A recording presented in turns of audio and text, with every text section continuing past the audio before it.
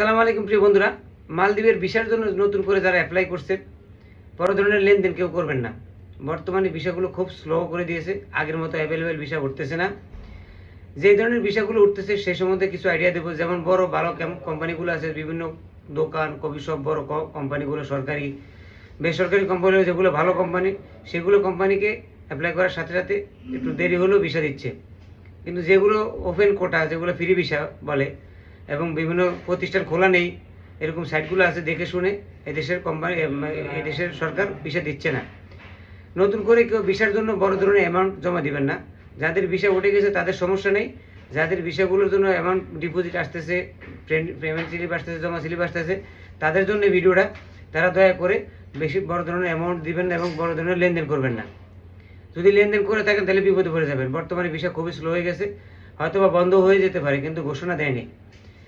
মালে থেকে বিভিন্ন গেস্ট হাউস থেকে যারা কাজের কথা বলে টাকা চাচ্ছে, যাদের যদি কাজে নেওয়ার কথা বলে টাকা চাচ্ছে, কেউ টাকা দিবেন না।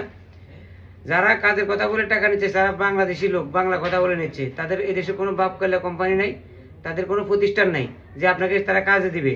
শুধু আপনাদের টাকা হাতিয়ে নেওয়ার জন্য এই ষড়যন্ত্র, এই চালাকিটা।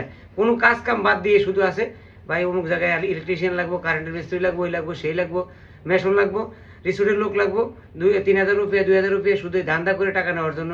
ধান্দা ছাড়া কিছু না। যদি কাজে নেওয়ার জন্য টাকা চায় তাহলে অবশ্যই যেখানে কাজে নেবে সেখানে মালিকের সাথে কথা বলে তারপর কাজে যাওয়ার পর টাকা দিবেন। টাকা দিলেও আপনাকে কাজে নেবে না, না দিলেও নেবে না। তাহলে আপনি ধোকার মধ্যে কেন করবেন? ভিডিওটা বেশি বেশি শেয়ার করে দিবেন। নতুন করে কেউ টাকা দিয়ে কাজে যাওয়ার জন্য কাউকে টাকা দিবেন না এবং কাজে যাওয়ার চেষ্টাও করবেন না। যদি কেউ উপকার করতে চায় তাহলে এমনিই করবো।